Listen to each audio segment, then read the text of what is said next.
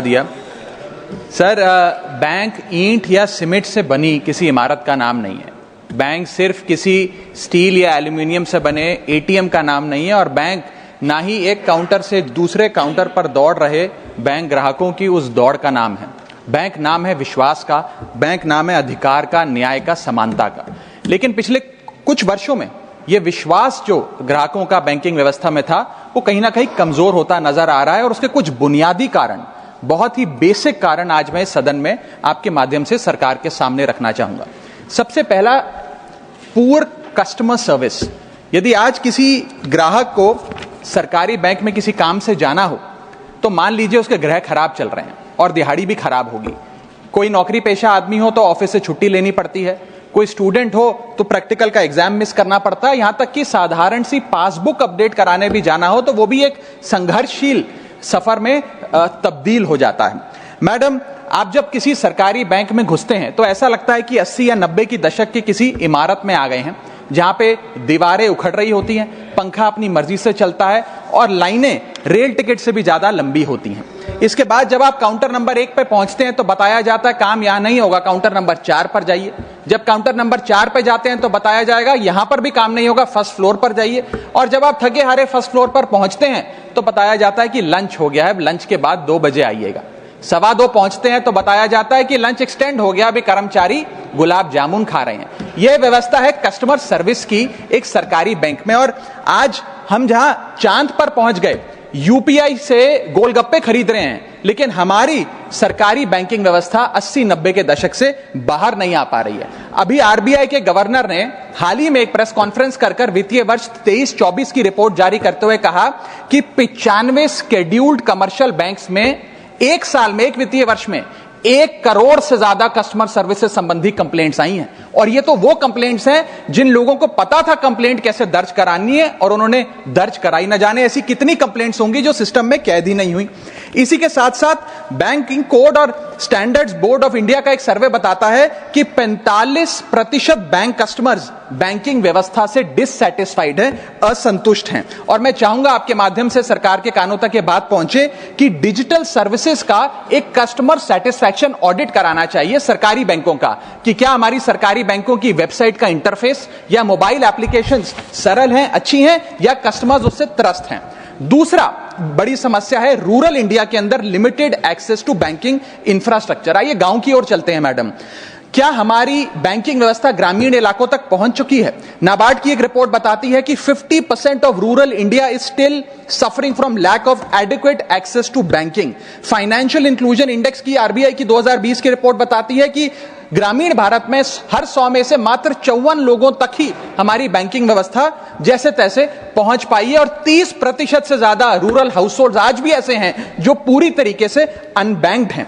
और ma'am, banking की ग्रामीण इलाकों में अगर बात करें तो बैंकिंग व्यवस्था ने ग्रामीण इलाकों के साथ सौतेला व्यवहार किया है। पहले तो बैंक की ब्रांच गांव के पास नहीं है। जब वो बूढ़ा आदमी भोला भटका बैंक की 5-10 किलोमीटर दूर ब्रांच तक पहुंचता है तो पता लगता है कि बिजली गुल है।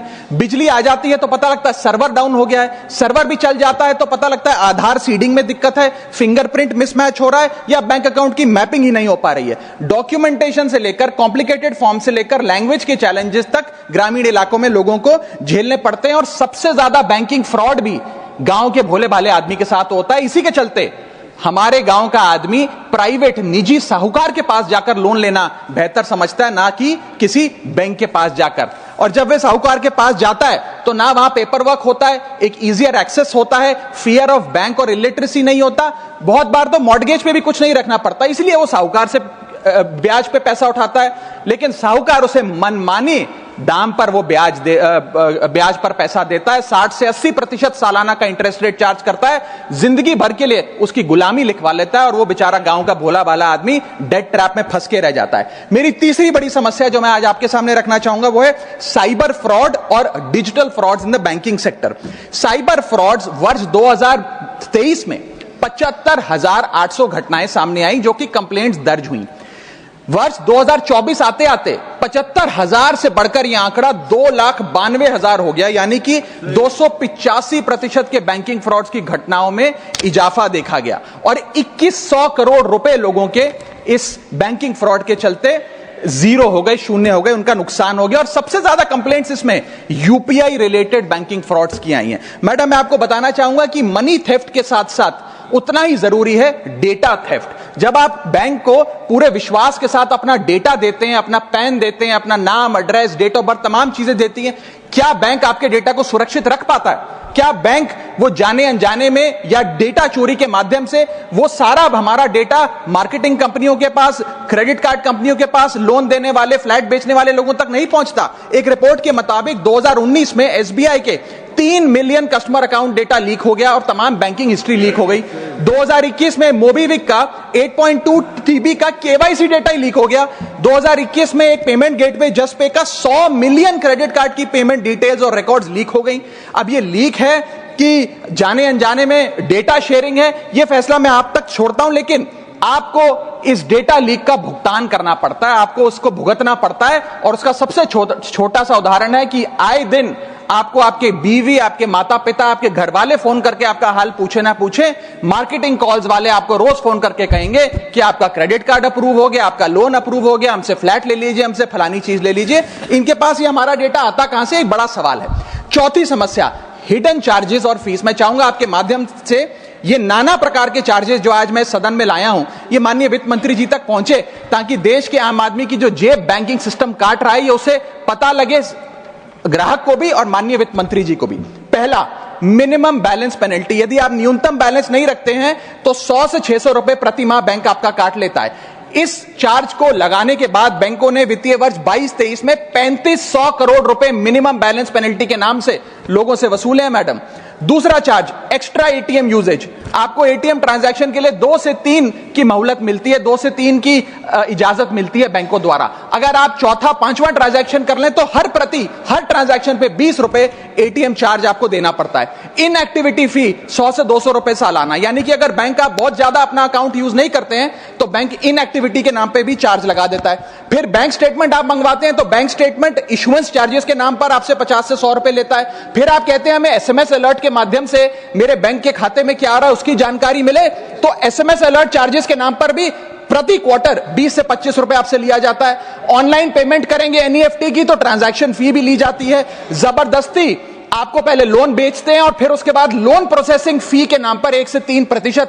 लोन अमाउंट का काट लेते हैं। और जब आपकी किस्मत ठीक चल रही हो और आप समय से पहले अपना लोन बकाया जो है उसका भुगतान करने बैंक पहुंच जाएं तो loan pre closure charges, early payment penalty के नाम पर भी बैंक आपसे पैसा वसूलता है। साधारण सा सिग्नेचर बदलवाना हो, नॉमिनी की डिटेल्स बदलवानी हो, उस चेंज पर भी 200 रुपए प्रति ट्रांजैक्शन के नाम पे बैंक आपसे पैसा वसूलता है। और डिमांड ड्राफ्ट, पे ऑर्डर बनाने जाएं तो 100 से 200 रुपए प्रति डिमांड ड्राफ्ट आपसे पैसा वसूलता ही वसूलता है। यानी कि कस्टमर्स की जेब काटी जा रही है और कस्टमर्स को पता भी नहीं लगता कि कितना पैसा बैंक इन नाना प्रकार के चार्जेस के चलते आम आदमी से वसूल रहा है। मेरा पांचवा और आखिरी point madam, insurance and investment product miss selling. अपने क्वार्टरली या मंथली टारगेट्स पूरा करने के लिए बैंक के एग्जीक्यूटिव मिस सेलिंग करते हैं, गलत प्रोडक्ट लोगों को बेचते हैं। यह भी एक प्रकार का हनी ट्रैप है।